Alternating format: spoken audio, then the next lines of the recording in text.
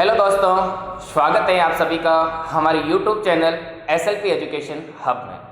पिछले सेशन में हमने कंप्यूटर से रिलेटेड कई सारे टॉपिक लिए थे जिनका हमें बहुत ही अच्छा रिस्पांस मिला, उनके लिए भी आप सभी का धन्यवाद। और आज के इस सेशन में हम स्टार्ट करेंगे कंप्यूटर का इतिहास व कंप्यूटर की पीढ़ियाँ। चलो फ्रेंड, स्टार्ट करते हैं आज का सेशन। स्टार्ट करते हैं द जनरेशन ऑफ कंप्यूटर। इसमें हम सीखेंगे कि प्रथम पीढ़ी में कौन कौन से कंप्यूटर बने, उन कंप्यूटर में क्या कमियां थी, कौन कौन सी भाषाएं यूज की गई थी, कौन कौन सी इनपुट डिवाइस यूज की गई थी और मेमोरी क्या थी। चलो दोस्तों, स्टार्ट करते हैं द जनरेशन ऑफ कंप्यूटर।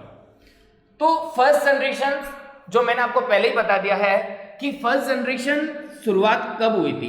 तो फर्स्ट जनरेशन की शुरुआत सन 1942 से शुरू हुई थी और सन 1956 में क्या हो गई थी, क्लोज हो गई थी।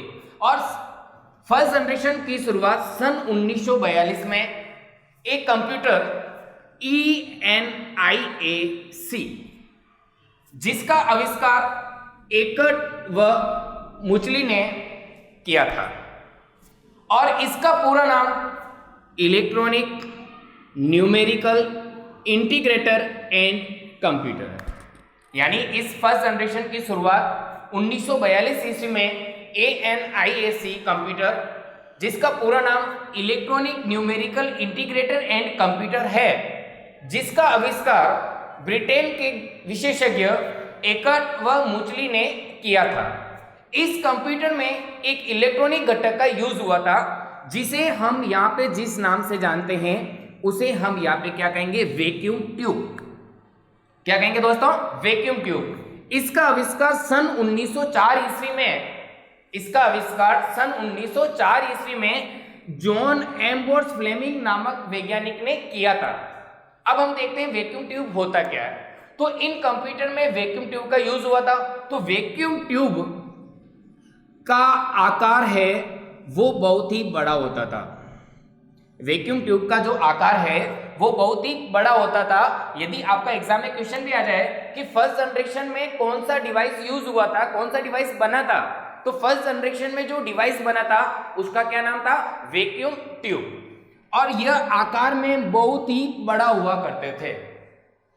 इन्हीं के कारण फर्स्ट जनरेशन में जो कंप्यूटर बना, उनको रखने के लिए, उनको यूज में लेने के लिए हमें बहुत बड़े हॉल या रूम की आवश्यकता होती थी।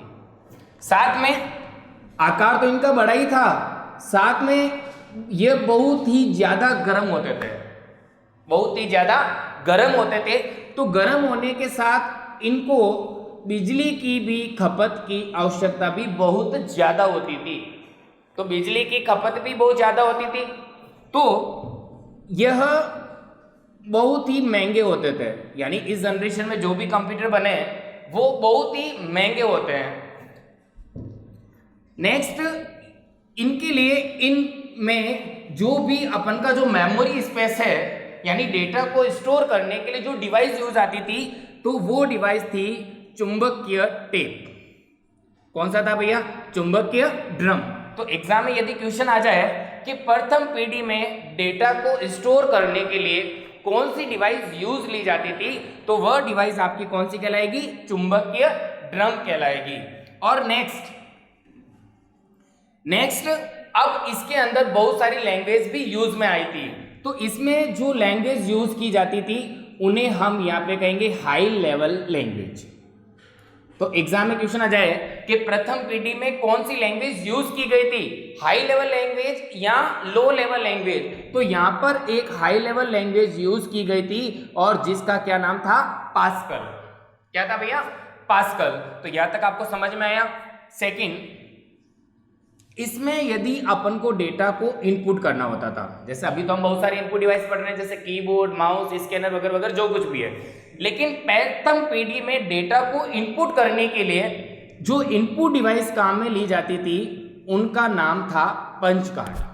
आप पंच कार्ड भी कह सकते हैं या फिर एक नाम से और जाना जाता है और उन्हें हम कह सकते हैं कागज टेप। क्या कह सकते हैं, कागज टेप। तो दोस्तों यहां तक आपको पूरा समझ में आ गया कि प्रथम पीढ़ी की शुरुआत सन 1942 ईस्वी में ANIAC कंप्यूटर्स जिसका नामक कंप्यूटर से हुई थी। इस कंप्यूटर में एक इलेक्ट्रॉनिक घटक के रूप में वैक्यूम ट्यूब का प्रयोग किया गया था, जो आकार में बहुत ही बड़ा हुआ करते थे, बिजली की खपत भी बहुत ज़्यादा करते थे, बहुत ही कॉस्टली यानी महंगे होते थे, और मेमोरी इसमें बहुत कम यूज में ली जाती थी। बड़े डेटा को अपन इसमें स्टोर नहीं कर सकते थे, और इसमें only for high level language का ही यूज करते थे। इसमें इनपुट के लिए विभिन्न पंच कार्ड या कागज टेप का ही यूज करते थे, और इसमें किसी भी प्रकार के OS का प्रयोग नहीं किया जाता था। OS का पूरा नाम क्या होता है, ऑपरेटिंग सिस्टम। क्या होता है भैया, ऑपरेटिंग सिस्टम। तो अभी हमने पढ़ा था फर्स्ट जनरेशन में वैक्यूम ट्यूब उनकी कमियों के बारे में। अब फर्स्ट जनरेशन में जो धीरे धीरे आविष्कार हुए थे, तो उनमें बहुत सारे कंप्यूटर बने थे।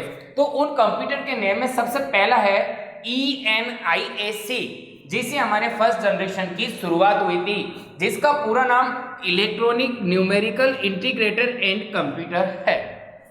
दूसरा कंप्यूटर जो बना था UNIVAC, जिसका पूरा नाम यूनिवर्सल ऑटोमेटिक कंप्यूटर है, जो अपने आप में एक स्वचालित कंप्यूटर के रूप में विकसित हुए थे। तीसरा हमारे पास है EDVAC, यानी electronic discrete variable automatic computer. तो एग्जाम में यदि आपसे पूछ लें कि भाई ENIAC किस जनरेशन में बना था, तो आपको बताना है फर्स्ट जनरेशन में, या फिर ऐसा आ जाए कि फर्स्ट जनरेशन में कौन सा डिवाइस बना था, तो वह कौन सा था, अपना वैक्यूम ट्यूब। वैक्यूम ट्यूब का आविष्कार किसने किया था, फर्स्ट जनरेशन कब शुरू हुआ था, कब क्लोज हुआ था, तो वो सारे क्वेश्चनों के जवाब आपको इसमें मिल जाएंगे। चलो दोस्तों अभी स्टार्ट करते हैं अपना सेकेंड जनरेशन। तो सेकेंड जनरेशन जब स्टार्ट हुआ था 1956 से शुरू हुआ था, और ये क्लोज हुआ था 1965, यानी 1956 से ये शुरू हुआ था और 1965 में ये क्या हुआ था, क्लोज हुआ था। इसकी शुरुआत सन 1956 में एक इलेक्ट्रॉनिक घटक डिवाइस, जिसे हम जिस नाम से जानते हैं उसे क्या कहेंगे, ट्रांजिस्टर। क्या कहेंगे भैया, ट्रांजिस्टर। जैसे फर्स्ट जनरेशन में वैक्यूम ट्यूब आया था इलेक्ट्रॉनिक घटक, तो सेकेंड जनरेशन में यहाँ पे यूज किया गया था हमने ट्रांजिस्टर, जिसका आविष्कार 1947 में, जिसका आविष्कार 1947 में एक वैज्ञानिक विलियम शाक्ले ने इसका आविष्कार किया था। अब हमने यहाँ पे ट्रांजिस्टर का यूज क्यों किया था, तो पहली जनरेशन में हमने पढ़ा था वैक्यूम ट्यूब। तो वैक्यूम ट्यूब में बहुत सारी कमियां थी कि पहले तो उनका आकार बहुत ही बड़ा हुआ करता था, तो उसी कमी को पूरा करने के लिए वैज्ञानिकों ने यहाँ पे एक डिवाइस बनाया, और उस डिवाइस का क्या नाम था, ट्रांजिस्टर। तो पहले तो इसका आविष्कार हमने किया, तो उसके पीछे उसका रीजन था कि ट्रांजिस्टर का आकार बहुत ही छोटा होता था। ठीक है, तो पहले उनको पहली जनरेशन के कंप्यूटर को रखने के लिए बड़े हॉल की, बड़े बड़े रूम की आवश्यकता होती थी, तो उनका आकार घट के आधा हो गया। किसकी सहायता से, ट्रांजिस्टर की सहायता से। सेकेंड चीज, पहले वो बिजली की खपत भी बहुत ज्यादा करते थे, तो अभी यहाँ पे ये धीरे धीरे बिजली की खपत भी क्या करने लगे, कम करने लगे। तीसरी चीज, वो बहुत ज्यादा कॉस्टली थे यानी महंगे थे, तो इनकी कीमत में भी थोड़ी सी क्या आई, कमी आई। तो पहली जनरेशन में जो कमियां थी, उन सारी कमियों को पूरा कर हमने यहाँ पे सेकंड जनरेशन को डेवलप किया, और वैक्यूम ट्यूब के स्थान पर हमने ट्रांजिस्टर का आविष्कार किया, जिससे कंप्यूटर का आकार और छोटा हो गया, बिजली की खपत भी कमी आने लगी, और उनकी कीमत भी है वो थोड़ी सी कम होने लगी। और थर्ड चीज, इसमें जो लैंग्वेज हमने यूज की, तो इसमें दो तरह की हमने हाई लेवल लैंग्वेज यूज की थी। फर्स्ट है जिसे हम कहते हैं कोबॉल, एंड सेकंड जो है जिसे हम कहते हैं फोर्ट्रन। क्या कहेंगे भैया, फोर्ट्रन। तो यहाँ पे दो तरह की हाई लेवल लैंग्वेज यूज की गई थी, जिसका पहला नाम क्या था, कोबॉल, और दूसरा नाम क्या था, फोर्ट्रन। तो यदि एग्जाम में क्वेश्चन आ जाए कि सेकंड जनरेशन में कौन सी लैंग्वेज यूज की गई थी, तो वह लैंग्वेज यहाँ पे क्या थी, कोबॉल एंड फोर्ट्रन। और तीसरी इसमें एक कमी और थी, पहले कमी यानी मेमोरी की क्षमता बहुत कम होती थी, तो यहाँ पे डेटा को स्टोर करने में थोड़ी सी और भी ज़्यादा डेटा को अपन स्टोर कर सकते थे, और डेटा को स्टोर करने के लिए हमने यहाँ पे विभिन्न मैग्नेटिक टेप का यूज करने लग गए थे। तो वहां पे आपको पता था डेटा को स्टोर करने के लिए हम चुंबकीय ड्रम का यूज करते थे, लेकिन इस जनरेशन में हम डेटा को स्टोर करने के लिए मैग्नेटिक टेप का हम क्या करते हैं, यूज करते हैं। और इसी के साथ इस जनरेशन में डेटा को इनपुट करने के लिए और भी कई तरह की इनपुट डिवाइस का यूज हुआ। साथ में इसमें विभिन्न जो ऑपरेटिंग सिस्टम भी डेवलप हुए, और इसमें जो डेटा था उस डेटा को हम आसानी से शेयर भी कर सकते थे। और इन्हीं के आधार पर इस जनरेशन में बहुत सारे कंप्यूटर भी बने थे। जैसे फर्स्ट कंप्यूटर जो बना था IBM 1620, दूसरा कंप्यूटर जो बना था 1604, तीसरा कंप्यूटर जो बना था CDC 3600। तो एग्जाम में यदि क्वेश्चन भी आ जाए कि IBM 1620 कौन सी जनरेशन में बना था, 1604 कौन सी जनरेशन में बना था, या CDC 3600 कौन सी जनरेशन में बना था, तो आपको क्या बताना है, सेकंड जनरेशन। और यहाँ फिर यदि यहाँ पे आ जाए कि भाई सेकंड जनरेशन में कौन सी लैंग्वेज यूज आई थी, तो वो COBOL एंड फोर्ट्रान है। तो आपको फर्स्ट जनरेशन और सेकंड जनरेशन दोनों के बारे में अच्छे से समझ में आ गया होगा। और यदि को किसी तरह का कोई डाउट है तो वो कमेंट बॉक्स में आप कमेंट करके पूछ सकते हैं। तो सेकंड जनरेशन में भी बहुत सारी कुछ कमियां थी, तो इन्हीं कमियों को पूरा करने के लिए वैज्ञानिकों ने थर्ड जनरेशन भी डेवलप किया था। तो थर्ड जनरेशन का जो स्टार्टिंग जो ईयर है वो 1965 है, और क्लोज होने का जो ईयर है वो 1975 है।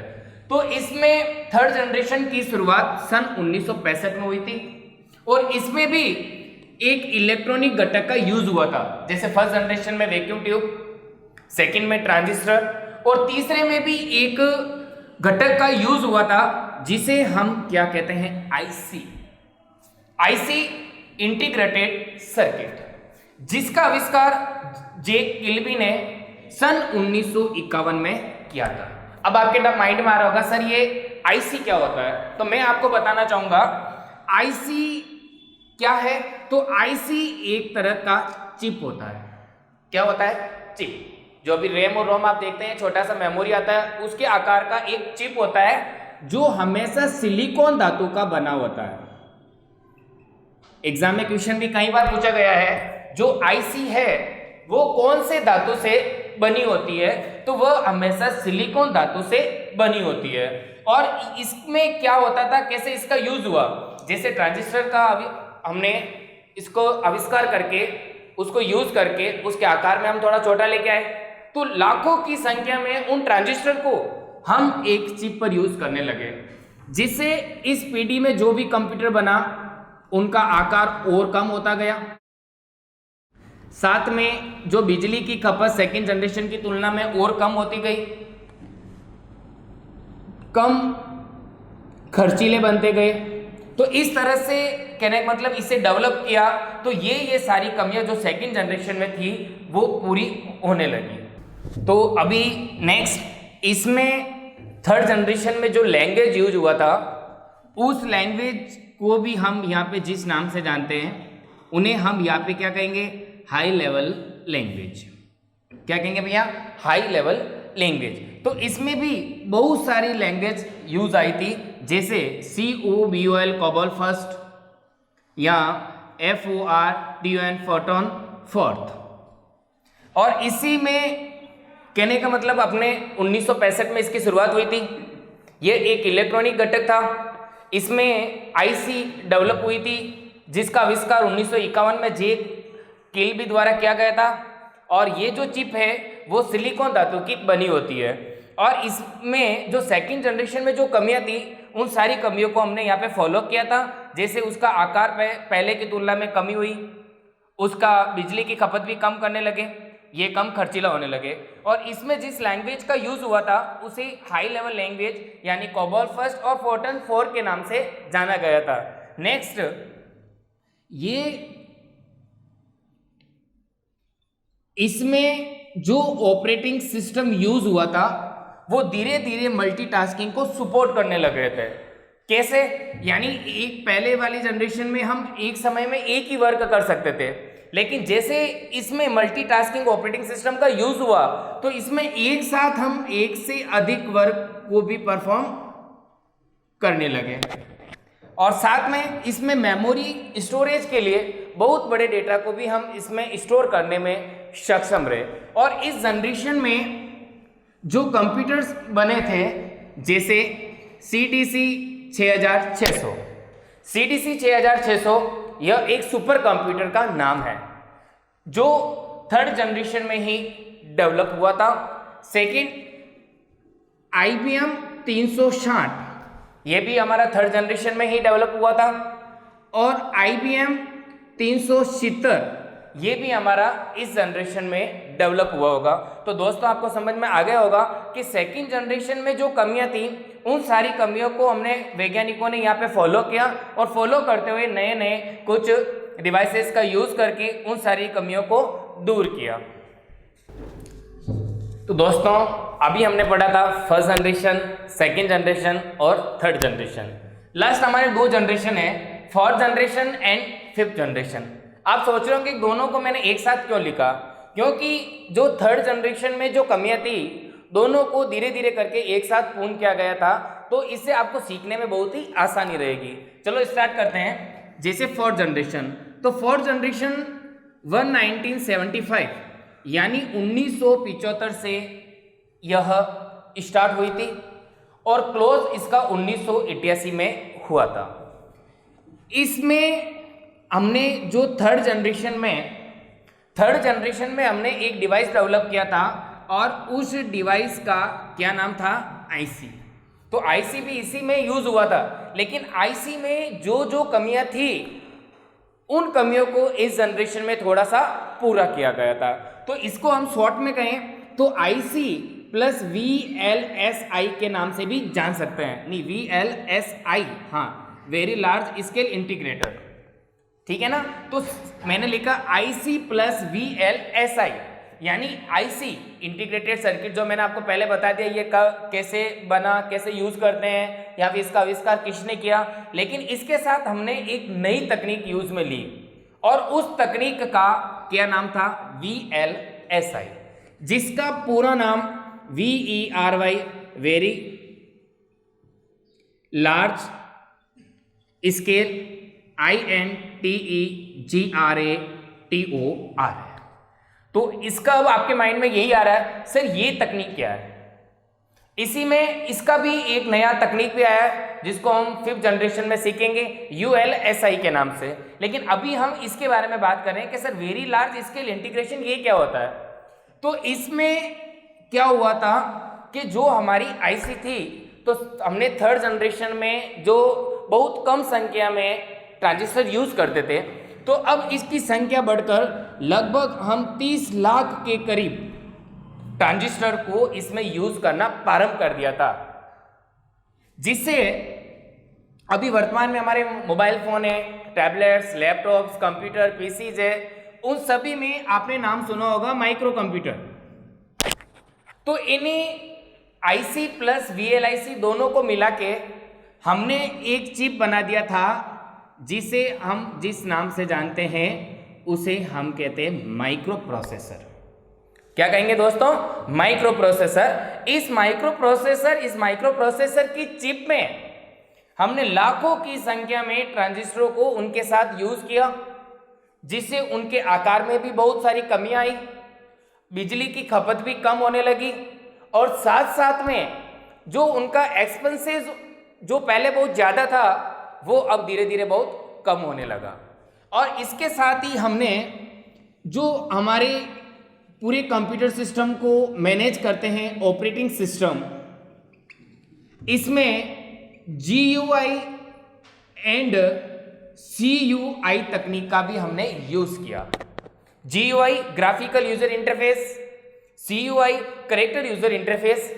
वैसे इन दोनों के बारे में अगला हमारा जो टॉपिक आएगा ऑपरेटिंग सिस्टम, तो हम विस्तार से चर्चा करेंगे। तो ये जो ऑपरेटिंग सिस्टम है प्लस MULTI मल्टीटास्किंग, यानी एक समय में एक से अधिक वर्क भी इसमें काम करने लगे, एक से अधिक वर्क को एक साथ हम पूर्ण करने लगे, और जो काम करने की गति थी वो बहुत ही तीव्र होती गई। और इसी जनरेशन में हम जैसे प्रिंटिंग है, INTRENET इंटरनेट है, प्लस MULTI मल्टीमीडिया कंपोनेंट जैसे ऑडियो वीडियो ग्राफिक्स है, उन सभी का इसमें हमने धीरे धीरे यूज हुआ। इस जनरेशन में भी बहुत सारे कुछ कंप्यूटर्स बने थे, जैसे CARY कैरी। सेकंड, अभी हम बात करें जो नॉर्मल हमारे घर में जो पीसीज होते हैं, जिसे डेस्कटॉप कंप्यूटर भी कहते हैं, पीसी, लैपटॉप, टैबलेट, तो ये सारे जो है वो कौन सी जनरेशन में बने थे? फोर्थ जनरेशन में। तो यदि आपका कहीं एग्जाम में क्वेश्चन पूछ लें कि भाई हमारा जो माइक्रो प्रोसेसर है वो कौन सी जनरेशन में बना था, तो फोर्थ जनरेशन में। और हमारे जो वर्तमान में जो पीडी हम यूज कर रहे हैं वो एक्चुअली फिफ्थ जनरेशन है, क्योंकि इसमें भी कुछ नए डेवलप हमने किए थे, लेकिन वर्तमान में जो हम कंप्यूटर यूज कर रहे हैं वो सारे हमारे माइक्रो कंप्यूटर कहलाते हैं। तो दोस्तों आपको इसमें ये समझ में आया होगा। और इसमें जो कमियां थी, इन्हीं कमियों को पूरा करने के लिए वैज्ञानिकों ने फिफ्थ जनरेशन को डेवलप किया था। तो फिफ्थ जनरेशन का जो स्टार्टिंग ईयर है वह 1988 होता है, और जो अभी प्रेजेंट टाइम में भी चल रहा है। लोगों का मानना है कि भाई अभी लेटेस्ट सिक्स जनरेशन है, सिक्स जनरेशन के नाम से कहो या फिर आप चाहो तो इसे प्रेजेंट समय के नाम से कहो। तो वर्तमान में अभी हमारा फिफ्थ जनरेशन रनिंग में है, और इसका जो ईयर है वह 1988 से शुरू हुआ है। प्लस इसमें भी हमने हमारे पास जो आईसी थी यानी इंटीग्रेटेड सर्किट, इसको और अच्छे से हमने यहाँ पे विकसित किया है। कैसे? तो एक तकनीक हमने भी यूज की, ULSI। तो देखिए दोनों में आपको अंतर समझ में आया ना, इसका 1975 तो 1988, ऐसे डिफरेंस यानी कंपैरिजन करते चलोगे तो आपको सीखने में और भी आसानी रहेगी। और जैसे वीडियो के लास्ट में एक टेबल में आपको बताऊंगा, उस टेबल में 100 ट्रिक की सहायता से सारी जनरेशन की device, years, name, computers name, languages आसानी से सीख सकते हैं। तो यहाँ पे IC प्लस ULSI, तो दोनों का डिफरेंस क्या है? इसमें very large scale integrated, second इसको हम जिस नाम से जाना गया था अल्ट्रा लार्ज स्केल,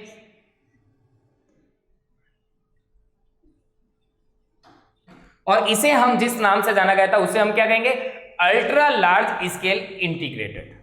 यानी इसमें भी बहुत सारी कुछ न कुछ कमियां रह गई थी। उन्हीं कमियों को पूरा करने के लिए वैज्ञानिकों ने आईसी को और ज्यादा विकसित किया, और इसमें जिस तकनीक का यूज किया उसे हम यहाँ पे क्या कहेंगे? ULSI, ultra large scale integrated.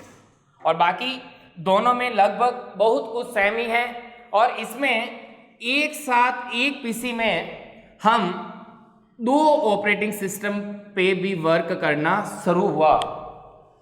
और इसमें फोर्थ जनरेशन में जो C++, जावा अपने हाई लेवल लैंग्वेज के रूप में यूज करते थे, तो वहां पे फिफ्थ जनरेशन में हमने विजुअल बेसिक, जावास्क्रिप्ट और विभिन्न इंटरनेट, क्लाइंट,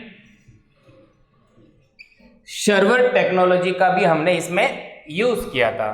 तो दोस्तों आपको पूरा समझ में आ गया होगा कि कंप्यूटर की जनरेशन क्या है, इसे हमने क्यों विकसित किया था, कौन कौन सी डिवाइस की इसमें बनी थी, और कैसे उनको हमने लार्ज स्केल आगे आगे जाके हमने नए नए उसमें वैज्ञानिकों ने आविष्कार किए। तो इन्हीं के साथ हमारा ये जनरेशन ऑफ कंप्यूटर टॉपिक है वो क्लोज होता है। यदि किसी को कोई भी प्रकार का डाउट है या कोई भी क्वेश्चन है तो आप कमेंट बॉक्स में कमेंट करके आप पूछ सकते हैं। और अभी जो मैं इस वीडियो के अंत में आपको एक टेबल बताऊंगा, उस टेबल में आपका शॉर्ट हो जाएगा कि इसको हम याद कैसे करें ताकि एग्जाम के टाइम में अपन को थोड़ी सी हेल्प हो। और इस टेबल का जो इमेज है वो हमारे वीडियो में डिस्क्रिप्शन बॉक्स में आपको मिल जाएगा, वहां से आप डाउनलोड कर सकते हैं, जिससे आपको सीखने में आसानी रहेगी। चलो दोस्तों, आज का सेक्शन हम यहीं पे समाप्त करते हैं। आज के सेक्शन में हमने पढ़ा द जनरेशन ऑफ कंप्यूटर, कि कंप्यूटर की पीढ़ियों में कौन कौन सी कमियां थी, कैसे कैसे हम वैज्ञानिकों ने नए नए आविष्कार किए, उन सब के बारे में मैंने आपको डिटेल से पढ़ाया।